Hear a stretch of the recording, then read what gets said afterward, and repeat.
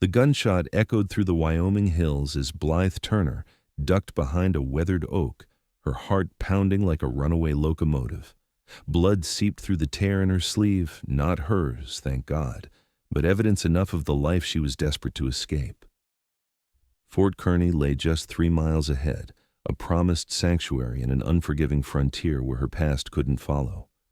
Or so she prayed. April 1878 had brought unseasonable warmth to the Wyoming territory, the kind that made the grasslands shimmer and dance beneath an endless blue sky. Blythe had traveled nearly 600 miles from St. Louis, alternating between stagecoach, horseback, and sheer determination. She clutched the small leather pouch containing her life savings $217, enough to start fresh if she was careful. "You can't run forever, Blythe." The voice belonged to Edgar Quinn, her late husband's business partner and the architect of her misery. "That ledger belongs to me." Blythe pressed her back against the tree trunk, feeling the rough bark through her thin traveling coat. The ledger was safely tucked inside her corset, its pages damning evidence of Quinn's smuggling operation, an operation that had gotten her husband killed 6 months prior. Not that James had been innocent. No, he'd been knee-deep in the illegal transport of weapons across state lines, but he hadn't deserved a bullet in the back. Gathering her courage, Blythe made a dash for the next cluster of trees. Another shot rang out, splintering wood inches from her face. Quinn was closer than she'd thought. Reaching into her boot, she withdrew a small Derringer James's parting gift, though he hadn't known it at the time. 2 shots. That was all she had. Taking a deep breath, she fired blindly in Quinn's direction, not aiming to kill, but to buy time. The distraction worked. While Quinn dove for cover, Blythe ran, her boots pounding against the hard-packed earth, her lungs burning with each desperate breath. The sun was setting by the time Fort Kearny's modest buildings came into view. Blythe slowed her pace, attempting to compose herself. Her once fine traveling dress was torn and muddied, her carefully pinned chestnut hair now falling in disarray around her shoulders. She needed to blend in, to become unremarkable. In her experience, being noticed only led to trouble. Fort Kearny wasn't the bustling military outpost it had once been. Now, it served primarily as a way station for travelers and a small but growing settlement for those seeking to build lives in the Wyoming territory. Blythe approached the general store, its windows glowing with lamplight against the gathering dusk. A bell jingled as she pushed open the door. The scent of coffee, leather, and tobacco greeted her, along with the curious stares of the store's occupants, 3 men playing cards at a small table, and an older woman behind the counter. "Evening," the woman said, her shrewd eyes taking in Blythe's disheveled appearance. "Can I help you, miss?" "I need lodging," Blythe replied, forcing steadiness into her voice. "Is there a hotel or boarding house in town?" One of the card players, a silver-haired gentleman with spectacles perched on his nose, turned in his chair. "Mrs. Holloway runs a respectable boarding house 2 streets over. Tell her Doc Miller sent you." Blythe nodded gratefully. "Thank you, doctor." "You hurt?" he asked, noticing her torn sleeve and the dark stain there. "It's not my blood," she answered truthfully, then immediately regretted her words as the men exchanged glances. The doctor rose from his seat, approaching her with professional concern. "Perhaps I should take a look anyway. You seem to have traveled a fair distance." Blythe took an instinctive step back. "I'm fine, truly. Just tired." The woman behind the counter intervened. "Leave her be, Doc. Can't you see the poor girl's exhausted?" To Blythe she added, "I'm Sarah Green. That's my husband Tom, playing cards with the Doc and Sheriff Watts." Sheriff. The word sent a chill down Blythe's spine. She needed to be careful here. "Pleasure to meet you all," she managed. "I'm Blythe Turner. I've come from St. Louis looking for work." "What kind of work you looking for, Miss Turner?" asked the third man, who must be Sheriff Watts, a burly fellow with a neatly trimmed mustache and keen eyes that missed nothing. "I've experience as a seamstress," Blythe said, the lie coming easily, "and I can keep books." Tom Green chuckled. "Well, you're in luck. The widow Holloway was just saying yesterday she needs help with her books. She's getting on in years, and her eyesight isn't what it used to be. Blythe felt a flicker of hope. Work and lodging in one place would be ideal. That sounds perfect. I'll call on her directly. I can walk you over, Sheriff Watts offered, standing up. These streets can be confusing after dark. Before Blythe could politely decline, the store's door swung open again. The man who entered seemed to bring the wilderness with him, tall and broad-shouldered, with sun-bronzed skin and eyes the color of a summer storm. His dark brown hair was longer than was fashionable in the cities, brushing his collar, and a few days' worth of stubble shadowed his jaw.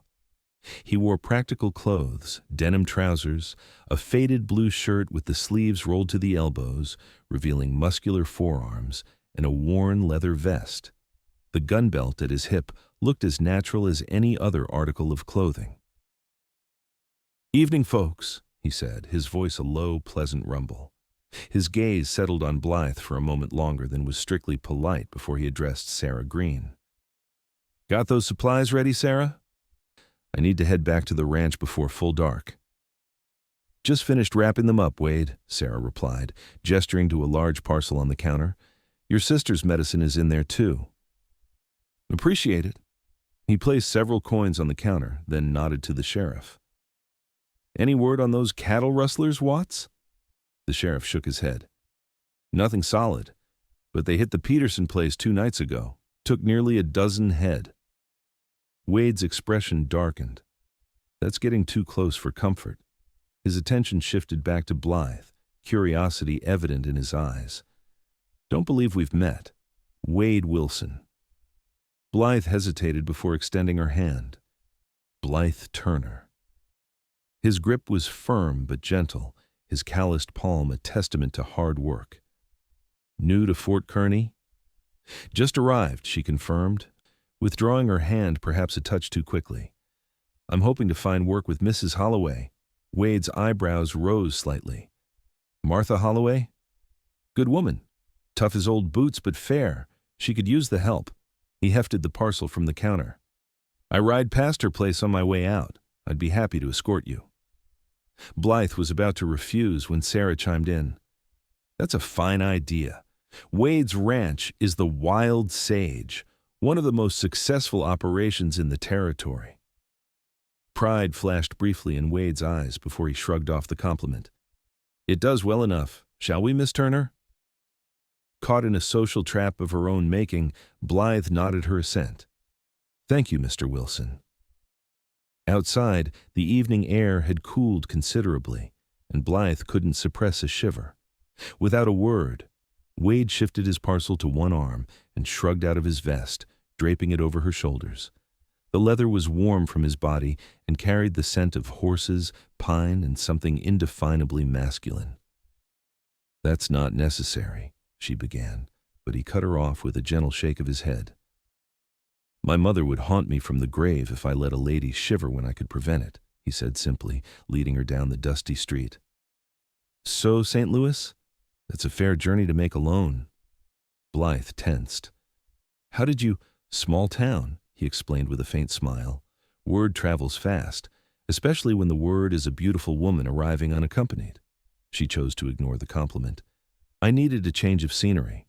Wade didn't press further, for which she was grateful. They walked in comfortable silence until they reached a neat 2-story house with a small, well-tended garden. Light glowed from within, and smoke curled from the chimney. "This is it," Wade said, stopping at the gate. "Mrs. Holloway keeps a good house. You'll be safe here." The word safe caught Blythe's attention. "Why wouldn't I be?" Wade studied her for a moment, his expression unreadable. "Fort Kearny is generally peaceful, but it's still frontier country. We have our share of trouble." He paused, then added quietly, "Whatever you're running from, Miss Turner, I hope you find peace here." Blythe stiffened. "I'm not running from anything." His smile was gentle, knowing. "We all are, in one way or another. That's why most of us end up out here." He nodded toward the house. "Go on." "Martha usually has coffee on the stove this time of evening." As Blythe handed back his vest, their fingers brushed briefly. She told herself the tiny spark she felt was nothing more than static electricity. "Thank you for the escort, Mr. Wilson." "Wade," he corrected. "Nobody calls me Mr. Wilson except the banker when he's nervous about my loans." Despite herself, Blythe smiled. "Good night, Wade." "Good night, Blythe." He tipped his hat and turned to untie his horse from the nearby hitching post, a magnificent chestnut gelding that stood at least 17 hands high. As he mounted with fluid grace, Blythe couldn't help asking, "How far is your ranch?" "About 5 miles north," he replied, settling into the saddle. "You should come out sometime. City folk often find the open country liberating." With that, he clicked his tongue, and the horse trotted away, leaving Blythe with the distinct impression that Wade Wilson had seen right through her carefully constructed facade. It was unsettling, but not entirely unwelcome. Martha Holloway proved to be exactly as Wade had described, tough but fair.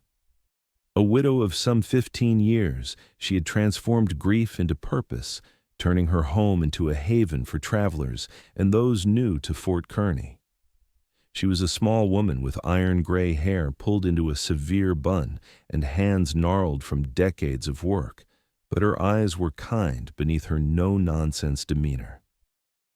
"So you can keep books?" she asked after Blythe had explained her situation or the version of it she was willing to share. "Yes, madam. My father was an accountant. He taught me." Martha nodded approvingly. "And you say you're handy with a needle, too?" "Good. I could use help with the mending. The miners who board here are forever tearing their clothes." They negotiated terms quickly: room and board, plus a small salary in exchange for bookkeeping, mending, and general assistance around the boarding house. By the time Blythe was shown to a small but clean room on the second floor, exhaustion had caught up with her. Alone at last, she removed the ledger from its hiding place and tucked it beneath the loose floorboard she discovered under the bed. Then she washed away the day's grime in the basin provided, changed into her nightdress, and collapsed onto the narrow bed. Sleep didn't come easily despite her fatigue. Every time she closed her eyes, she saw Edgar Quinn's face, heard the gunshots that had nearly ended her life. And strangely, mingled with these terrifying images was the memory of storm-gray eyes and a gentle smile. Wade Wilson was dangerous in an entirely different way he made her want to trust, and trust was a luxury Blythe could ill afford. Dawn broke crisp and clear over Fort Kearny. Blythe rose with the sun, dressed in her second-best dress, a practical navy blue with minimal trim, and made her way downstairs to begin her new duties. Martha was already in the kitchen, kneading dough with surprising strength for her age. "Good. You're an early riser," she said by way of greeting. "Coffee's hot. Help yourself, then you can start on those books. They're a mess, I'm afraid." Blythe poured herself a cup of the strong black coffee and settled at the kitchen table with the boarding house ledgers. Indeed, Martha's accounting system was haphazard at best, non-existent at worst. It would take days to sort through the jumble of figures and notes. "I'll need to reorganize everything," Blythe said after an hour of examination. "Create proper categories for expenditures and income." Martha waved a flour-covered hand. "Do whatever you need to. Numbers make my head spin. That's why I married an engineer. He handled all that. After he passed, well..." She shrugged, then changed the subject abruptly. "I saw Wade Wilson escorted you here last night." Blythe kept her expression neutral. "He was kind enough to show me the way." "Kind isn't a word many would associate with Wade, at least not at first glance," Martha said, sliding her bread into the oven. "He's got a reputation as a hard man. Built that ranch from nothing after coming back from the war. Lost his wife to fever during that first winter." This information gave Blythe pause. "He's a widower." Martha nodded, wiping her hands on her apron. "Going on 5 years now. Raises his son alone, with some help from his sister who lives with them. Little Caleb must be 8 or 9 by now." A father. Somehow Blythe hadn't pictured Wade Wilson with a child. It softened his image in her mind. "You'll likely meet him soon enough," Martha continued. "Wade supplies most of the beef for my table, makes deliveries himself every Saturday." Before Blythe could respond, a commotion outside drew their attention. Through the kitchen window, she could see a group of riders entering town, dust billowing behind them. Her blood ran cold as she recognized one of the silhouettes, Edgar Quinn. "Is there a back way out of the house?" she asked, her voice barely above a whisper. Martha looked at her sharply. "There is. Are those men looking for you?" Blythe saw no point in lying. "One of them. The others are probably hired guns." To her surprise, Martha didn't ask for explanations. "Through the pantry, down the steps to the root cellar. There's a door that leads to the alley behind the house. Go. I'll stall them if they come asking." "My things. I'll get them to you later. Now go!" Blythe didn't need to be told twice. She hurried through the pantry and down the narrow stairs to the root cellar. The door Martha had mentioned was partially hidden behind shelves of preserved vegetables.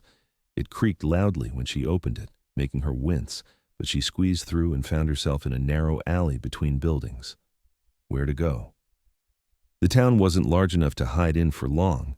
She needed transportation, a horse or a seat on the next stagecoach. But the stable was on the main street where Quinn and his men were now dismounting. Pressing herself against the wall of the boarding house, Blythe tried to think. The ledger was still hidden in her room, her only leverage against Quinn, her only hope of ensuring he would leave her alone permanently. She couldn't abandon it. The sound of hoofbeats approaching from the north end of the alley made her press harder against the wall, seeking shadows. A rider appeared, and Blythe's breath caught in her throat. Wade Wilson reined his horse to a stop when he spotted her. For a long moment, he simply looked at her, taking in her frightened expression and tense posture. "Those men in town," he said finally. "They're looking for you." It wasn't a question, but Blythe nodded anyway. Wade extended his hand toward her. "Come on, I'll get you out of here." "Why would you help me?" Blythe asked, even as she stepped forward. "You don't know me." "I know enough," he replied simply. "I know fear when I see it, and I know those men aren't lawmen, despite what they're telling Sheriff Watts." Blythe hesitated, glancing back at the boarding house. "I need to get something from my room." Wade's expression darkened. "Too risky. They're searching the place now." The news hit her like a physical blow. The ledger, her only protection, was as good as in Quinn's hands. "Then I'm as good as dead," she whispered. Wade's jaw tightened. "Not while I'm breathing. Now get up here before they circle around." Desperation overriding caution, Blythe took his hand and let him pull her up behind him on the saddle. His body was solid and warm against hers as she wrapped her arms around his waist. "Hold tight," he instructed, then spurred his horse into motion. They rode hard out of town, taking a winding path through copses of trees and shallow creek beds rather than the main road. Blythe clung to Wade, her face pressed against his back to shield it from the rushing wind. They rode for what felt like hours, but was likely only one, before Wade finally slowed the horse to a walk.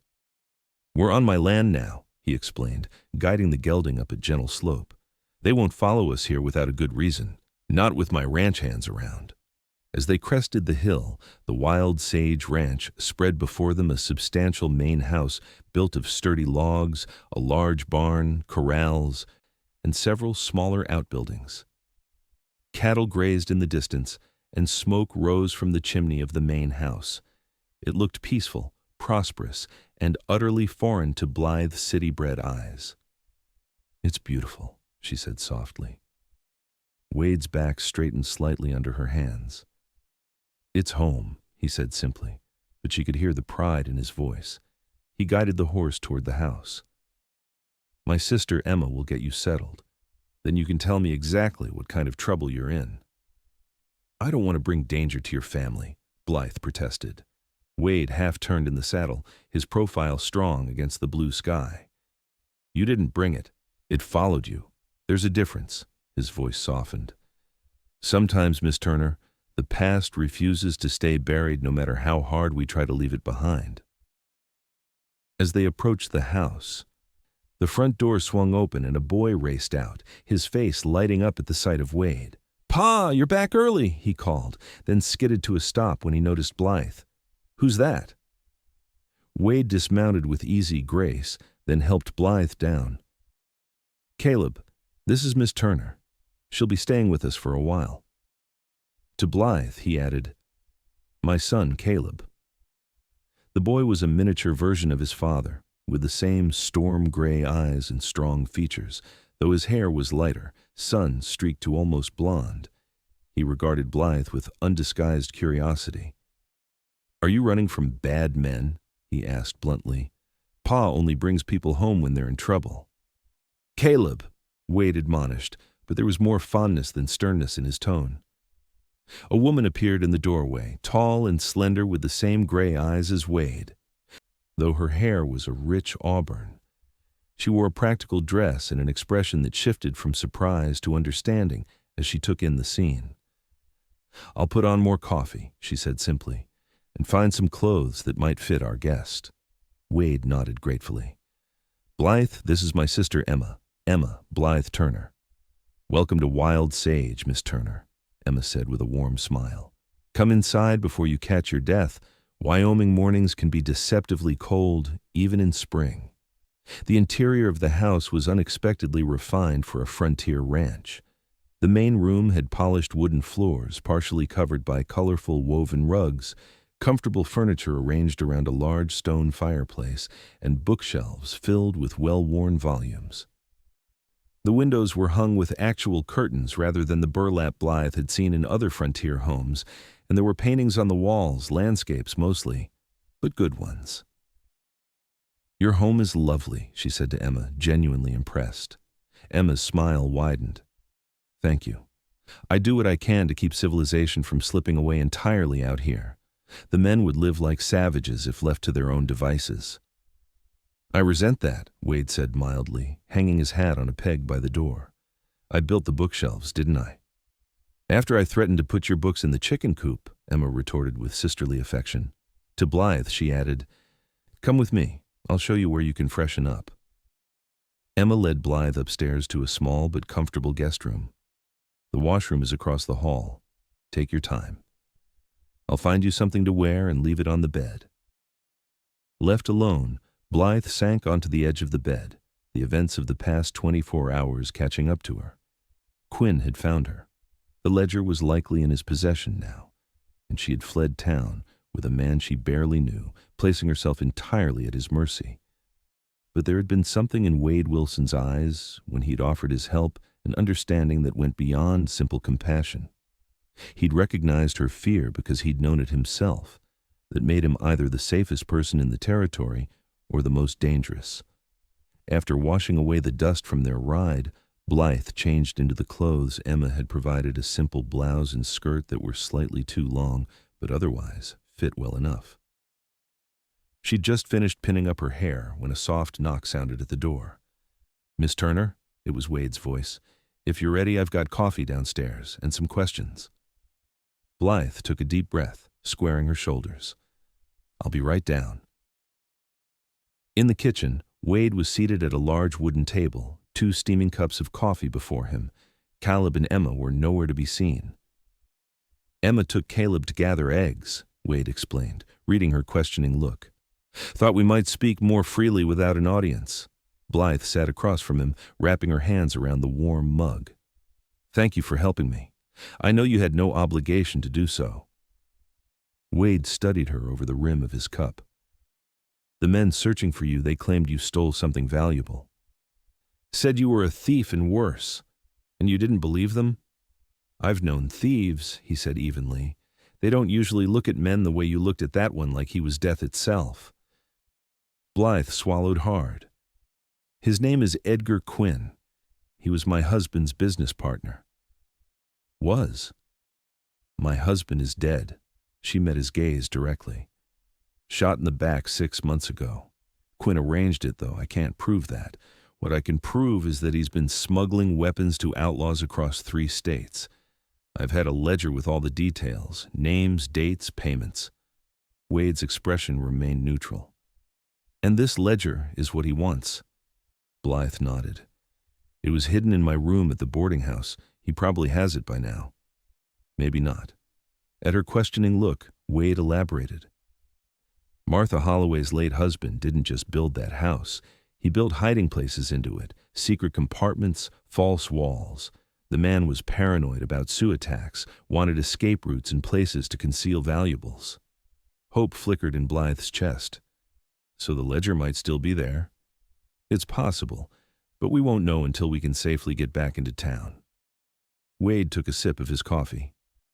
In the meantime, you'll stay here. Quinn won't know to look for you at Wild Sage. I can't impose on your hospitality indefinitely, Blythe protested. Wade's lips curved in a faint smile. Consider it an exchange. We need help around here. Emma tries to do too much the house, the vegetable garden, helping with the ranch books, all while nursing a chronic cough that she pretends doesn't exist. I noticed she seemed pale, Blythe admitted. The doctor in town says the mountain air's good for her lungs, but the work doesn't help. Having another pair of hands would ease her burden. Wade leaned forward slightly. You said you can keep books. Can you cook too? Blythe nodded.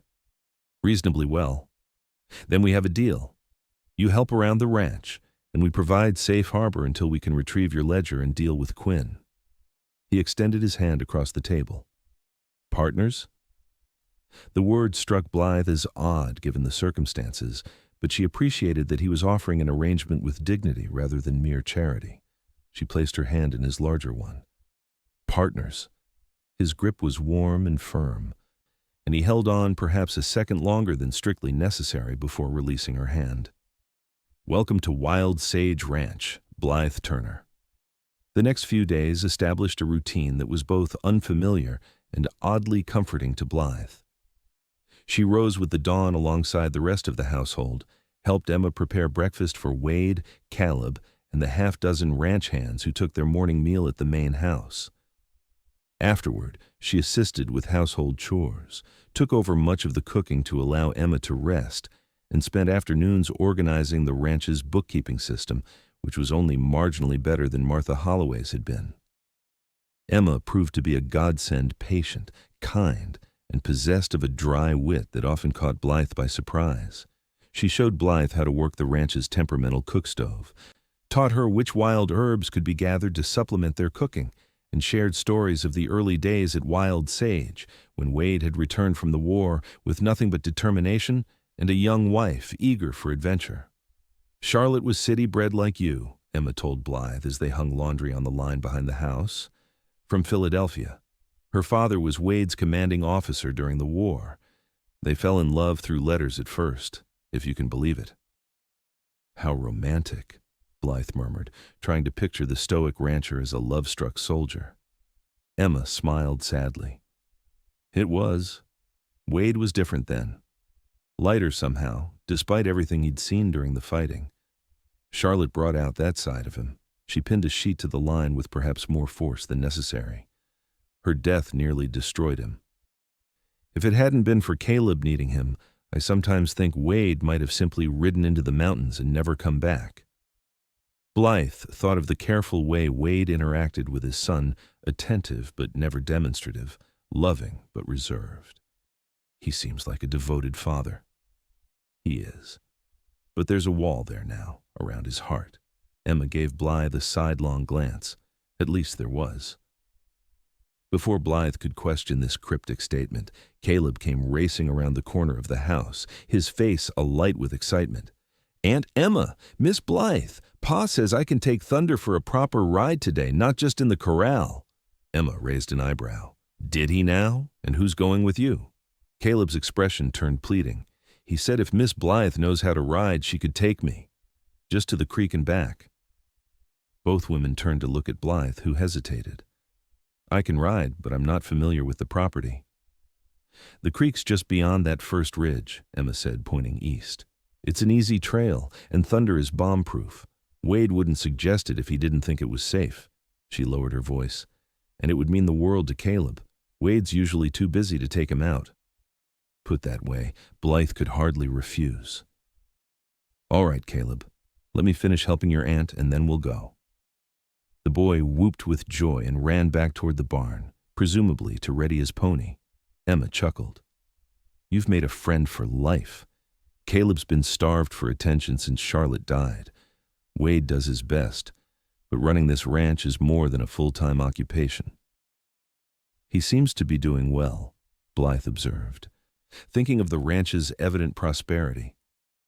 He's built something remarkable, Emma agreed. But at what cost? Success means little without someone to share it with. Again, that pointed look, which Blythe deliberately ignored. She wasn't here to become entangled in Wade Wilson's life, only to use his protection until she could resolve her situation with Quinn. Nevertheless, an hour later, she found herself mounted on a gentle mare named Daisy, following Caleb on his pony toward the promised creek. The boy was a natural horseman, sitting his mount with the easy confidence of someone born to the saddle. "Pa says I'll get a proper horse when I turn 10, he informed her as they rode side by side across a meadow dotted with spring wildflowers. "Not just a pony." "Thunder seems like an excellent pony," Blythe replied diplomatically. "Very well mannered," Caleb patted his mount's neck affectionately. "He is. Pa trained him special. Says a good horseman takes care of his animal before himself." "Your father sounds like a wise man." Caleb nodded solemnly. "He knows everything about horses and cattle and how to survive in the wild. He was a scout during the war. Did you know that? He can track anything." "I didn't know," Blythe said, intrigued despite herself. Wade had mentioned nothing about his military service beyond the fact that he'd served. "He doesn't like to talk about it," Caleb said with the frankness of childhood. "Aunt Emma says it's because he saw bad things. But he told me once that he learned more tracking Indians than he ever did in school." They reached the creek, a clear, shallow stream meandering through a grove of cottonwoods. Blythe dismounted and helped Caleb down, then secured both horses to a low branch where they could reach the water. "Pa brings me here to fish sometimes," Caleb said, skipping a stone across the water. "There's trout upstream where it's deeper." Blythe settled on a sun-warmed rock, enjoying the peaceful sound of running water and the gentle rustling of leaves overhead. "It's lovely here," Caleb plopped down beside her.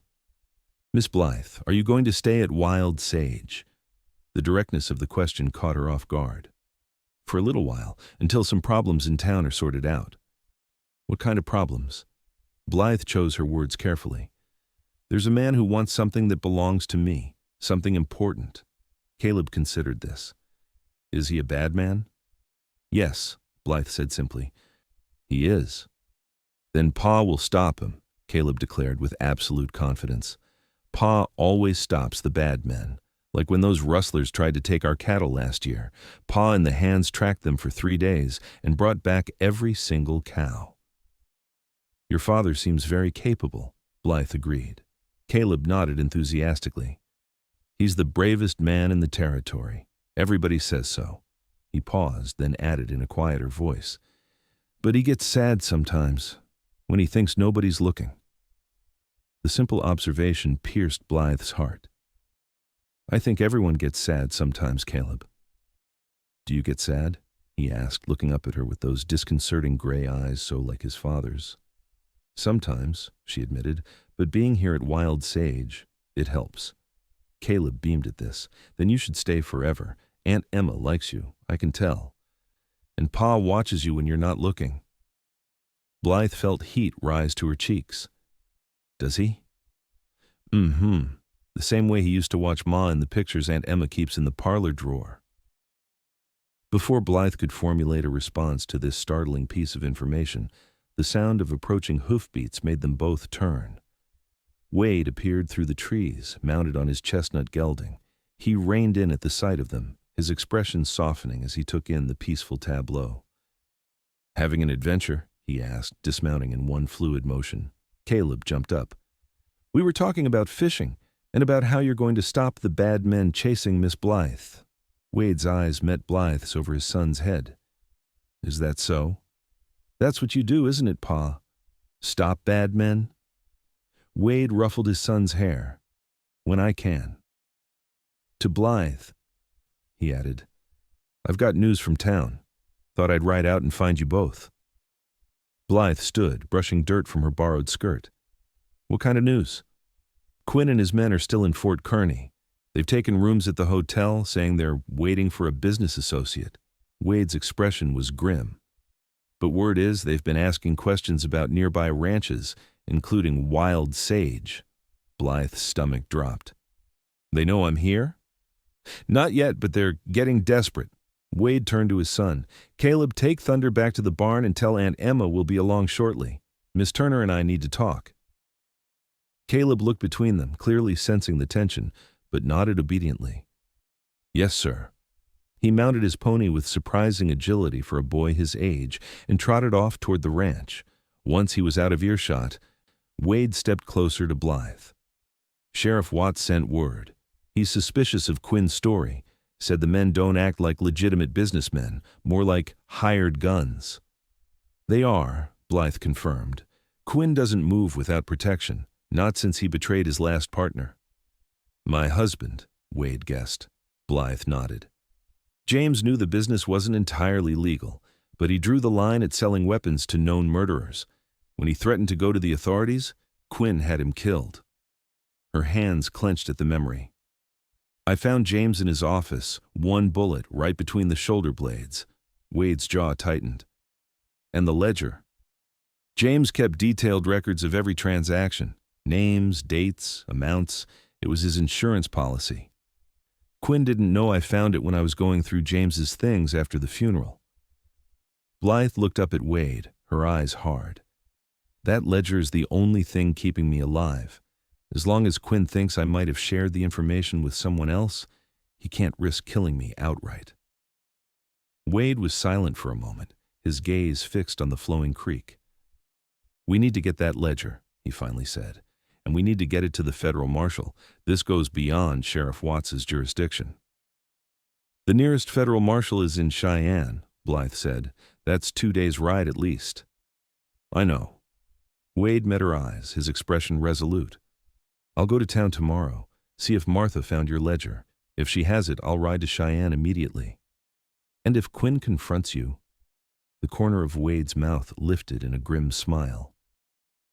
Let him try. I wasn't just a scout during the war, Blythe. I was a sharpshooter. The casual way he stated this not as a boast, but as a simple fact, sent a shiver down Blythe's spine. Wade Wilson was indeed a dangerous man, but she was increasingly grateful that his danger was directed at her enemies rather than herself. If you're going to town, she said, I'm coming with you. Wade frowned. That's too risky. The hiding place is in my room. Martha might not find it, or she might not know what to look for. I need to be there. Blythe lifted her chin stubbornly. Besides, Quinn is looking for a woman traveling alone. He won't be expecting me to return openly, much less in your company. Wade considered this, clearly wanting to refuse, but recognizing the logic of her argument. We'd have to be quick. In and out before Quinn realizes you're there. I can be quick, Blythe assured him. All right, he conceded, but you'll do exactly as I say, no arguments, and you'll carry this. He removed a small derringer from his vest pocket and handed it to her. Blythe recognized it immediately. That's mine. How did you... It fell from your boot when you mounted Daisy earlier. I picked it up intending to return it. He held her gaze. Have you ever fired it? Once, she admitted, to distract Quinn when I was fleeing St. Louis. Wade nodded approvingly. Good. You're not afraid to use it, but let's hope it doesn't come to that.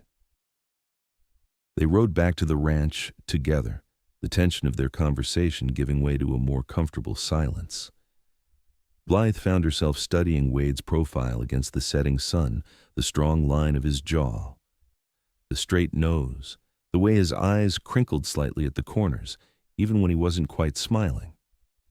He was handsome in a rugged frontier way, so different from the polished city men she'd known in St. Louis. As if sensing her scrutiny, Wade glanced over. Something on your mind, Miss Turner? Caught, Blythe flushed slightly. I was just thinking how different your life is from what I've known. Different better or different worse? Just different, she replied honestly. In St. Louis, everything was about appearances, social standing. Out here, it's about survival first, Wade finished for her, then building something worthwhile. He gestured to the land around them, the rolling hills giving way to mountains in the distance. When I first saw this valley after the war, I knew this was where I wanted to put down roots. Charlotte thought I was crazy to bring her so far from civilization, but she believed in me, in what we could build together. The rare mention of his late wife made Blythe curious. You must have loved her very much. Wade was quiet for so long that Blythe thought he wouldn't answer. Finally, he said, I did. Still do in a way. But life doesn't stop when someone dies. Took me a long time to learn that. He met her eyes briefly. You understand that, I think. Blythe nodded slowly.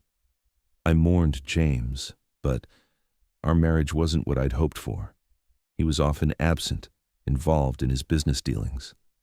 I was lonely. She hesitated, then added softly, I mourned the life I thought we'd have more than the man himself. Is that terrible? No, Wade said simply. It's honest. And out here, honesty matters more than pretty sentiments. They reached the ranch yard as dusk was falling. Lights glowed warmly from the house windows and smoke curled from the chimney. It looked like a painting of frontier domesticity, peaceful and secure.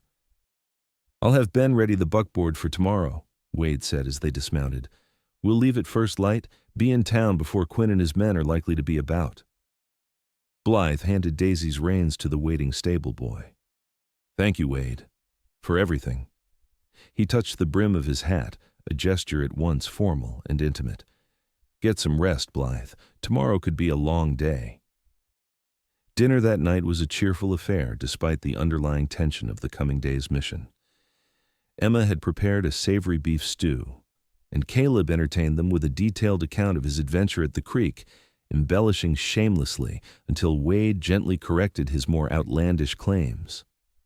Afterward, Emma brought out a checkerboard, and Blythe found herself teaching Caleb the finer points of the game, while Wade and Emma discussed ranch business at the other end of the table. Red moves first, Blythe explained, setting up the pieces. Now, the most important thing to remember is to think ahead. Don't just consider your next move, but what might happen 2 or 3 moves later. Caleb's brow furrowed in concentration. Like chess? Pa tried to teach me chess, but there were too many rules. Checkers is simpler, Blythe assured him, but the strategy is similar. They played several games, Blythe deliberately making small mistakes to allow Caleb victories, which he celebrated with endearing enthusiasm. Eventually, Emma announced it was time for bed, and Caleb reluctantly trudged upstairs after extracting promises from Blythe for a rematch the following evening. You're good with him, Wade observed after Emma had followed Caleb up to oversee his bedtime routine. Blythe began putting away the checkers pieces. He's a wonderful boy. You should be proud. I am. Wade moved to help her, their fingers occasionally brushing as they gathered the pieces. He hasn't taken to anyone like this since his mother died, not even Emma, and she's been here from the start. Blythe wasn't sure how to respond. She was growing dangerously attached to Caleb and to Wade himself, if she was honest. But her situation remained precarious. Once they retrieved the ledger and dealt with Quinn, there would be no reason for her to stay at Wild Sage. As if reading her thoughts, Wade said quietly, You know, there's a position open at the schoolhouse in Fort Kearny. The previous teacher left to get married last month. They've been looking for someone with education and good sense. Blythe stared at him. Are you suggesting I apply? Why not? You're clearly well educated. You've got a way with children if your rapport with Caleb is any indication. Wade replaced the checkerboard on the shelf. It would give you a reason to stay in the area. I haven't thought that far ahead, Blythe admitted. Everything's been about surviving one day to the next. Wade stepped closer, his voice low and intent. Maybe it's time to think beyond survival, Blythe. About building something new. The air between them seemed to crackle with unspoken possibilities. Blythe was acutely aware of his proximity, the scent of pine and leather that clung to him, the warmth radiating from his body. I'm not sure I know how, she whispered. Wade's hand came up slowly, giving her every opportunity to step away. When she didn't move, He tucked a stray strand of hair behind her ear, his fingers lingering against her cheek. Maybe we could figure it out together. The moment was shattered by Emma's return. Wade stepped back immediately, his expression unreadable as he bid them both good night and retreated to his study. Emma looked between Blythe and the doorway through which Wade had disappeared, a knowing smile playing at her lips. "Well," she said lightly, "that's interesting." Blythe felt her cheeks flush. "It's not we weren't—" "No need to explain," Emma interrupted gently. "I haven't seen my brother look at anyone that way in 5 years. It's about time." She patted Blythe's hand. "Just be patient with him. Wade's heart is like this land takes time to thaw after a hard winter." With that enigmatic statement, Emma retired for the night, leaving Blythe alone with her turbulent thoughts. The next morning dawned gray and misty, unusual weather for early spring in Wyoming. Blythe, dressed in clothes Emma had altered for her, a practical riding skirt and sturdy blouse, and twisted her hair into a simple knot at the nape of her neck. The derringer was secured in a hidden pocket of the skirt, accessible but concealed. Wade was waiting in the kitchen, dressed in his usual practical attire, but with the addition of a leather duster against the morning chill. He nodded approvingly at her outfit as she entered. "Practical," he commented. "Good." They ate a quick breakfast prepared by Emma, who pressed a bundle of food into Wade's hands for the journey. Though neither had mentioned the possibility of continuing to Cheyenne if they found the ledger, Emma seemed to have intuited their plans. "Be careful," she said, embracing her brother. "Both of you." Caleb was still asleep, for which Blythe was grateful.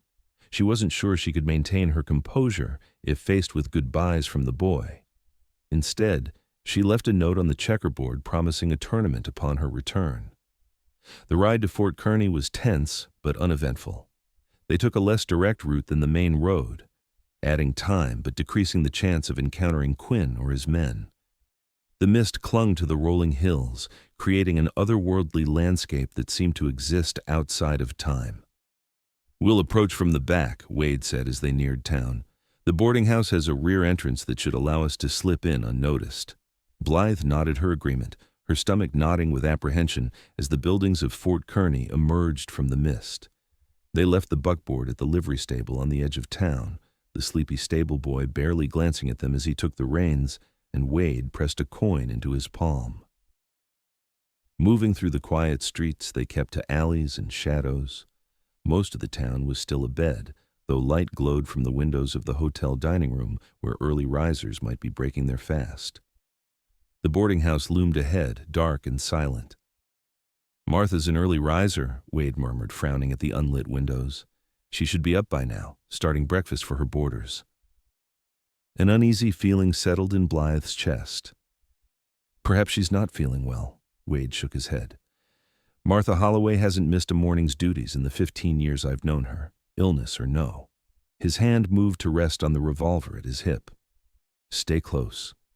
They approached the back door cautiously. It was unlocked, another anomaly that set Blythe's nerves jangling. Wade pushed it open silently, motioning for Blythe to wait while he entered first. The kitchen was dark and cold, the stove unlit. No coffee percolated, no bread dough rose on the counter. Wade moved through the room like a shadow, Blythe close behind him. "Something's wrong," he whispered, stating the obvious. They moved into the main hallway, which was similarly deserted. Wade gestured toward the stairs, indicating Blythe should lead the way to her former room. They ascended as quietly as possible, though one treacherous step creaked loudly beneath Blythe's weight. Both froze, listening intently, but the house remained silent. Too silent. Blythe's room was the third on the right. The door stood partially open, which she knew Martha would never allow. The older woman was fastidious about closed doors and privacy. Wade positioned himself beside the doorframe, gun drawn, and nodded for Blythe to check inside. Heart pounding, she peered into the room. It was empty, but had clearly been searched. The mattress was askew, the drawers of the small dresser pulled out, their contents strewn across the floor. "They've been here," she whispered, slipping inside. "But they might not have found the hiding place." Wade followed, keeping watch at the door as Blythe knelt beside the bed and felt for the loose floorboard. It came away easily, revealing a small cavity beneath. She reached in, her fingers scrabbling against bare wood. "It's gone," she said, dismay washing over her. "The ledger's gone."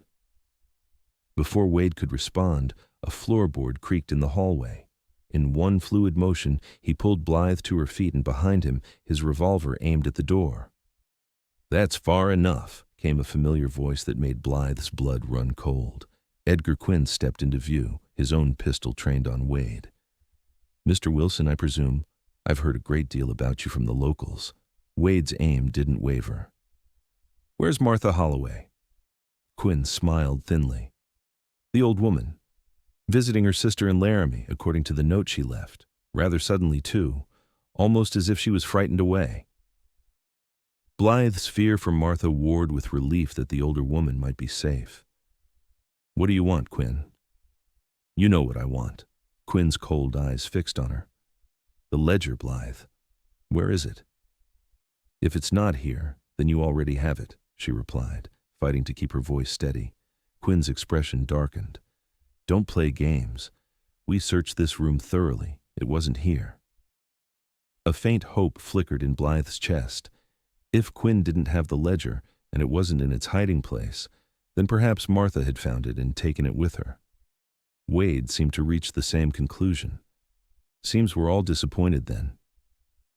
"Why don't you lower that gun and we'll be on our way?" Quinn laughed, a harsh sound devoid of humor. "I don't think so. You see, as long as that ledger exists, I have a problem. And as long as Mrs. Turner here is alive, that problem remains." "Miss?" Blythe corrected automatically. Quinn raised an eyebrow. "Pardon?" "It's Miss Turner now. Widows can revert to Miss if they choose." Blythe wasn't sure why this detail suddenly mattered to her, except perhaps as a small act of defiance. "Miss, Mrs., it won't matter soon enough," Quinn said dismissively. "Now, both of you will come with me. My associates are waiting at the hotel. We'll continue this discussion somewhere more private." Wade's finger tightened imperceptibly on the trigger of his revolver. "I don't think so." Quinn's smile widened. "I was hoping you'd say that." The window behind them shattered as a bullet tore through it, embedding itself in the wall inches from Wade's head. Quinn had backup. "The next one won't miss," Quinn said calmly. "Now, drop the gun, Mr. Wilson, or the lady dies first." For a tense moment, Blythe thought Wade might try to shoot anyway. Then, with deliberate slowness, he lowered his weapon to the floor. "Wise choice," Quinn said, gesturing with his pistol. "Now, both of you, move, slowly." They were marched out of the boarding house and across the now awakening town to the hotel. Early risers stared curiously but didn't interfere. A man with a gun was a common enough sight in frontier towns, and few would risk involvement in what appeared to be private business. The hotel was a 2-story wooden structure, one of the more substantial buildings in Fort Kearny. Quinn directed them to a room on the second floor, where 2 men the hired guns Blythe had glimpsed upon her arrival in town waited. One was tall and lanky with a pockmarked face, the other shorter but powerfully built, with cold eyes that assessed Wade as a potential threat. "Sit," Quinn ordered, gesturing to chairs positioned against the wall. Wade guided Blythe to one chair, taking the other himself. His body language appeared relaxed, but Blythe could feel the tension radiating from him as he scanned the room, likely calculating odds and seeking advantages. "Now," Quinn said, pulling up a chair opposite them, "let's dispense with the games. The ledger, Miss Turner, where is it?" "I don't have it," Blythe replied truthfully. Quinn sighed theatrically. "I was afraid you'd be difficult. Johnson, perhaps you can help Miss Turner recall where she's hidden her late husband's property." The taller of the 2 gunmen stepped forward, cracking his knuckles meaningfully. Wade shifted subtly, positioning himself to intercept any move toward Blythe. "Touch her, and it'll be the last thing you do." Johnson hesitated, looking to Quinn for direction. "Mr. Wilson, your gallantry is admirable, but misplaced," Quinn said. "This doesn't concern you. You can still walk away from this." It concerned me the moment you threatened a lady under my protection, Wade replied evenly. Quinn studied him with newfound interest. You've known Miss Turner. What, a week at most? And yet you're willing to die for her? He chuckled. Or is it the prospect of reward that motivates you? The ledger is valuable. After all. I don't care about the ledger, Wade said. I care about justice. And from what I've heard, you've got a lot to answer for, Quinn. Quinn's amusement faded. What you've heard is the bitter ramblings of a woman who couldn't accept that her husband was a criminal. James Turner was smuggling weapons, Mr. Wilson. I merely tried to stop him. By putting a bullet in his back? Blythe couldn't contain her outrage. James may have made mistakes, but he was trying to make things right. That's why you killed him. I did no such thing, Quinn protested, but his eyes betrayed him cold and calculating, assessing how much Blythe actually knew. Wade caught it too. You're not a very convincing liar, Quinn. And out here, we have a special dislike for men who shoot others in the back. Quinn's patience visibly thinned. Enough. Johnson, search them both, thoroughly. The gunman approached cautiously, patting down Wade first, then moving to Blythe. His hands were rough as he searched her, lingering inappropriately until Wade's low growl made him step back. Nothing, Johnson reported. No papers, no ledger. Quinn cursed under his breath. Where is it? Who else knows about it? The federal marshal in Cheyenne, Blythe bluffed. I sent him a copy weeks ago. It was a desperate gamble, but Quinn's momentary flash of panic told her it had hit home. If federal authorities were already investigating, Quinn's freedom and possibly his life was at risk. You're lying, he said, but uncertainty had crept into his voice. Am I? Blythe countered. Why do you think I came back to Fort Kearny? The marshal sent me to collect the original as evidence. Quinn turned to his men. Davis, ride to Cheyenne. Find out if the marshal's office has received any documents regarding our operation.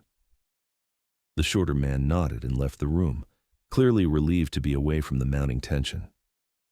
If what you say is true, Quinn said once the door had closed, then killing you won't solve my problem. It'll make it worse, Wade interjected. Much worse. Quinn paced the small room, visibly agitated. I need that ledger. Blythe saw an opportunity in his distress. Perhaps we can come to an arrangement. Quinn stopped pacing. What kind of arrangement? Let Mr. Wilson go. Then I'll tell you where the original ledger is. Blythe ignored Wade's sharp look of protest. That's my offer. Take it or leave it. Quinn considered this, his eyes narrowing. And why would you suddenly be willing to cooperate? Because I'm tired of running, Blythe said, infusing her voice with manufactured weariness. Tired of looking over my shoulder. I want my life back. Blythe, Wade warned, but she silenced him with a pleading look. Quinn seemed to weigh his options. How do I know you won't simply lie once your protector is safely away? You don't, Blythe admitted, but it's your best chance of containing this situation. The standoff was interrupted by a commotion outside, voices raised in alarm, the sound of running feet. Quinn moved to the window and cursed violently. What is it? Johnson demanded, reaching for his gun. The sheriff, Quinn spat. And he's brought company. Blythe and Wade exchanged glances of cautious hope as Quinn continued to peer through the window curtains. At least a dozen men, he muttered. Armed. Wade slowly rose from his chair. Sounds like your time's up, Quinn. Quinn whirled, his gun trained on Wade's chest. Sit down, Wilson. Instead of obeying, Wade took a deliberate step forward. You can't shoot us both before they reach this room, and a gunshot will only bring them faster. Quinn's face contorted with rage and fear. Stay back. In the split second that Quinn's attention was fully on Wade, Blythe reached for her hidden derringer. The small gun felt reassuringly solid in her palm. Quinn, she said sharply. He turned, and his eyes widened at the sight of the derringer aimed at his heart. Drop your weapon, Blythe commanded, her voice steadier than she felt. A tense silence stretched between them. Then, to Blythe's surprise, Quinn began to laugh, a desperate, unhinged sound that raised the hairs on the back of her neck. You won't shoot me, he said with disturbing confidence. You don't have it in you. Blythe's finger tightened on the trigger. "You killed my husband. You've hunted me across half the country. You threatened people I care about." Her voice hardened. "I have every reason to pull this trigger, Quinn." The laughter died in his throat as he recognized the truth in her words. Slowly, he lowered his pistol to the floor. At that moment, the door burst open. Sheriff Watts stood in the doorway, backed by several armed townsmen. Behind them, to Blythe's astonishment, was Martha Holloway, looking remarkably spry for a woman supposedly visiting her sister in Laramie. "Everyone stand down," the sheriff ordered, taking in the scene with practiced efficiency. Johnson dropped his gun immediately, raising his hands in surrender. Quinn remained frozen, his eyes fixed on Blythe with undisguised hatred. Wade moved swiftly to Blythe's side, gently taking the derringer from her trembling hand. "It's over," he murmured. Sheriff Watts approached Quinn, handcuffs ready. "Edgar Quinn, you're under arrest for trespassing, breaking and entering, and threatening citizens of Fort Kearny." He smiled grimly. "And those are just the local charges. I expect the federal marshal will have quite a few more to add." As Quinn was being restrained, Martha Holloway made her way to Blythe, clutching a familiar leather-bound book to her chest. "I believe this belongs to you, dear," she said, handing over the ledger. "Found it exactly where you'd hidden it. Thought it best to keep it safe until you returned." Blythe accepted the ledger with shock and profound relief. "Martha, how did you know to bring the sheriff?" The older woman's eyes twinkled. "I didn't leave town, dear. Just let it appear that way to throw those thugs off my scent. Been hiding at my friend Eliza's place since they first came looking. When I saw Wade's buckboard at the livery this morning, I knew you'd returned. Figured you might need some help." Wade clasped Martha's hand gratefully. "Your timing was impeccable." "Always has been," she replied with a wink. "Now, perhaps someone would like to tell me what's in this book that's worth so much fuss." Sheriff Watts stepped forward. "I'd like to know that myself." Blythe opened the ledger, revealing pages of meticulously recorded transactions, dates, names, amounts, and detailed descriptions of weapons shipments. Evidence of an illegal weapons smuggling operation. Quinn and his associates have been selling firearms to outlaws and renegades across 3 states. The sheriff whistled lowly as he examined the pages. "This is federal business for sure. I'll send a telegram to the marshal in Cheyenne immediately."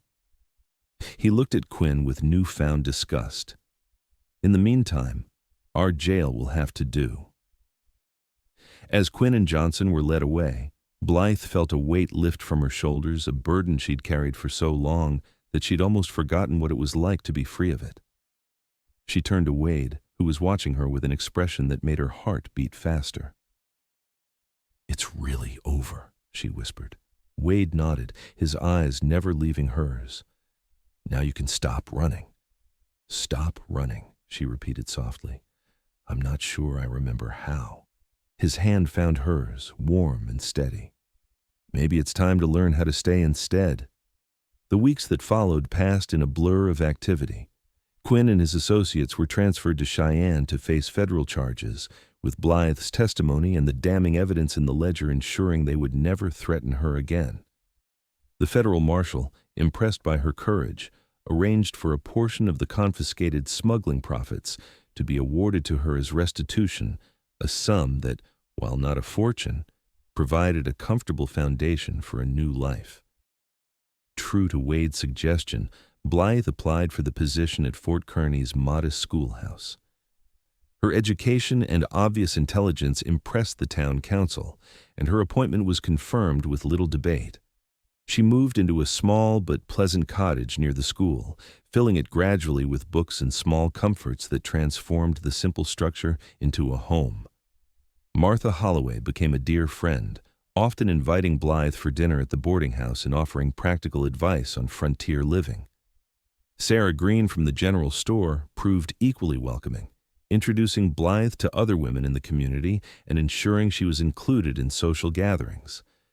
Through it all, Wade Wilson remained a constant presence. He rode into town at least twice a week, ostensibly on ranch business, but his visits invariably included time spent with Blythe. Sometimes they simply walked together through the growing settlement, talking of books and ideas and the future of the Wyoming territory. Other times, he brought Caleb, who proudly attended Blythe school and delighted in showing off his improving reading skills to his teacher. Emma's health improved with the warming weather, and she too became a regular visitor to Blythe's cottage, often bringing preserves or fresh vegetables from the ranch garden. The two women developed a genuine friendship based on mutual respect and shared interests. Emma had been educated back east before joining her brother in the west, and she hungered for intellectual conversation as much as Blythe did. It was Emma who first spoke openly of what everyone in Fort Kearny had begun to speculate about. "My brother is in love with you," she stated matter-of-factly one afternoon as they shelled peas on Blythe's small porch. "Has been since the day he found you hiding in that alley." Blythe nearly dropped the bowl in her lap. "Emma!" "It's true," Emma continued unperturbed. "I've known Wade all his life. He doesn't look at someone the way he looks at you unless his heart's involved." Blythe focused intently on the peas, unable to meet Emma's knowing gaze. "He hasn't said anything of the sort to me." "He wouldn't," Emma said with a fond exasperation that could only come from a sibling. "Wade's never been one for flowery declarations, but his actions speak clearly enough." Blythe couldn't deny the truth of this. Wade had begun bringing small gifts whenever he visited books he thought she might enjoy. Wildflowers gathered along the trail, once even a finely crafted writing desk for her cottage that he admitted to making himself during the long winter evenings. "And what about you?" Emma pressed gently. "How do you feel about my stubborn brother?" The question forced Blythe to confront emotions she'd been carefully avoiding examining too closely. "I care for him," she admitted softly. "More than I thought possible after everything that happened with James." Emma nodded, satisfied. "Then perhaps one of you should say something, preferably before you're both old and gray." Blythe laughed despite her embarrassment. "Is subtlety not a Wilson family trait?" "Not when it comes to important matters," Emma replied with a grin. "Life's too short and too precarious out here to waste time dancing around feelings." The opportunity to follow Emma's advice came sooner than Blythe expected. The following Saturday, Wade arrived at her cottage just as dusk was falling, looking uncharacteristically nervous. "I was hoping you might join me for a ride," he said, standing on her doorstep with his hat in his hands. "There's something I'd like to show you." Intrigued, Blythe agreed, changing quickly into her riding clothes and joining him outside where two horses waited his chestnut gelding and a beautiful bay mare that she recognized as one of his prized breeding stock. "This is Duchess," Wade said as he helped Blythe mount. "She's gentle but spirited. Thought you two might suit each other." They rode north out of town as the first stars appeared overhead.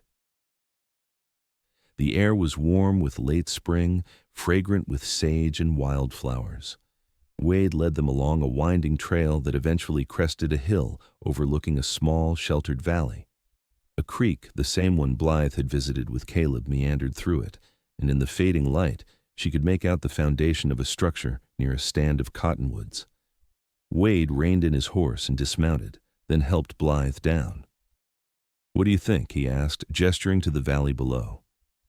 "It's beautiful," she replied honestly. "Part of wild sage?" He nodded. "The southern boundary. I've been holding it separate from the main ranch operations." He hesitated, then added, "I'm building a house there." Blythe looked at him in surprise. "A house? But you already have the main house at Wild Sage." "That house was built for Charlotte and me," Wade said quietly. "It holds memories, good ones, that I cherish. But it's part of a past life." He met her eyes steadily. "I'm ready for something new." The echo of his words from months ago wasn't lost on Blythe. She moved closer to the edge of the hill, looking down at the beginnings of the new homestead. "It's a good location. Close to water, sheltered from the wind." "Close to town, too," Wade added, coming to stand beside her.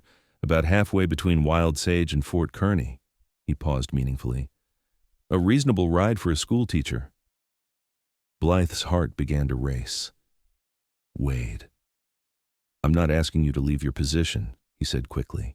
I know your work means a great deal to you, but I hoped you might consider. He trailed off, uncharacteristically lost for words. Blythe turned to face him fully. Consider what, Wade? He took a deep breath, squaring his shoulders as if preparing for battle. Becoming my wife, Caleb's mother, partner in whatever we might build here together. Though she had begun to suspect the direction of his thoughts, the actual proposal still stole Blythe's breath. Before you answer, Wade continued, you should know that I'm not offering security or protection. You've proven you're more than capable of handling yourself. A smile touched his lips. That day in the hotel when you faced down Quinn, I've never seen such courage. I was terrified, Blythe admitted, but you stood your ground anyway. That's true bravery. Wade took her hands in his. What I'm offering is partnership, Blythe. Equal shares in whatever life we create, joys and hardships both. Tears pricked at Blythe's eyes. You're getting better at those flowery declarations your sister says you avoid. Wade laughed softly. Emma's been coaching me for weeks, said I'd botch it if left to my own devices. You're doing just fine, Blythe assured him, squeezing his hands. But there's something you should know before I give you my answer. Concern flickered across his face. What is it? When I came to Fort Kearny, I was running from more than just Quinn. Blythe gathered her courage. I was running from myself, too, from the person I'd become in a marriage that left me feeling invisible. I was afraid of disappearing again, of losing myself in someone else's life. Wade listened intently, his expression serious but open. But these past months, she continued, watching you with Caleb, with Emma, with your ranch hands, I've seen what true partnership looks like. You don't diminish the people around you, Wade. You help them grow stronger. She smiled through her tears. You've helped me remember who I am. And who is that? Wade asked softly. Someone who's ready to stop running.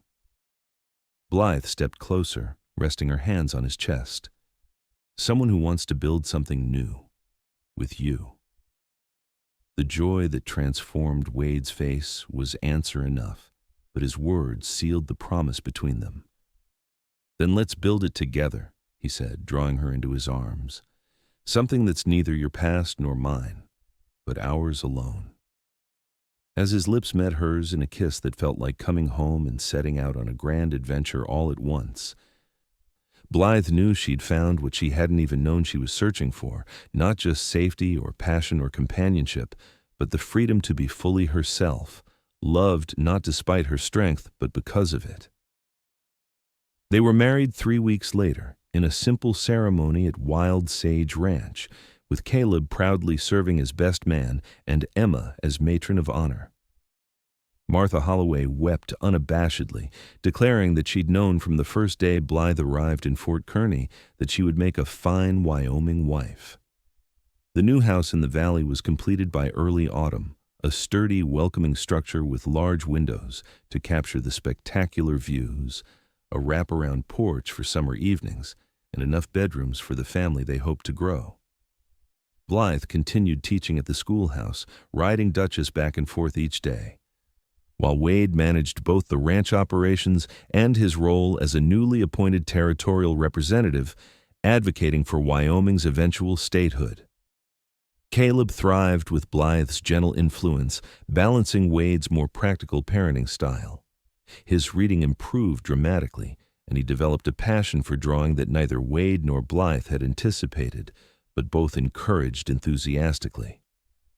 Emma's health continued to improve, especially after Dr. Miller from town began paying regular social calls to Wild Sage. By Christmas, another wedding was being planned, with Blythe taking on the role of matchmaker that Emma had once played for her and Wade. The following spring brought the birth of Blythe and Wade's first child, a son they named William James Wilson, with Caleb taking his responsibilities as older brother with endearing seriousness. As Blythe nursed their newborn in the nursery Wade had built adjacent to their bedroom, she often found herself marveling at the journey that had brought her to this place of contentment and purpose. "Penny for your thoughts," Wade said one evening, finding her rocking William while gazing out at the sunset, painting the valley in gold and crimson. Blythe smiled up at him, reaching for his hand. "I was just thinking about that day you found me in the alley behind Martha's boarding house. How terrified I was, how certain that my life was over one way or another." Wade knelt beside her chair, his expression softening as he looked at their sleeping son.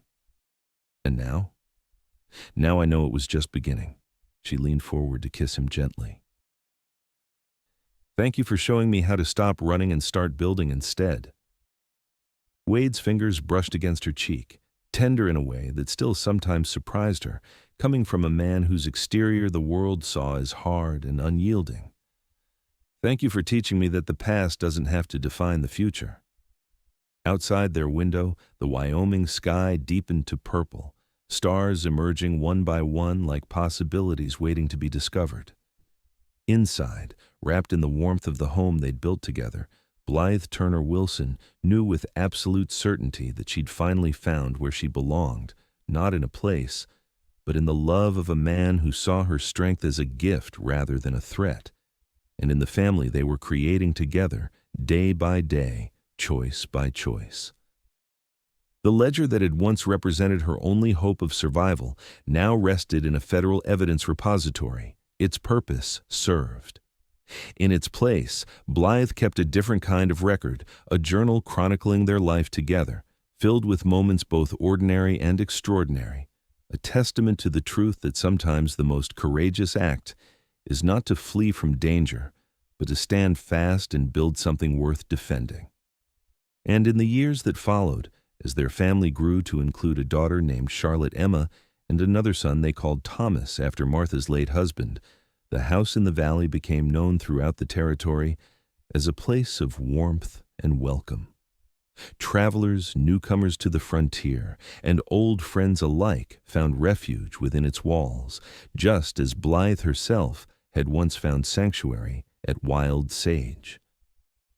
"You've created something remarkable here," Martha Holloway observed on the occasion of William's 5th birthday celebration, the house filled with laughter and conversation as children raced around the yard and adults gathered on the porch.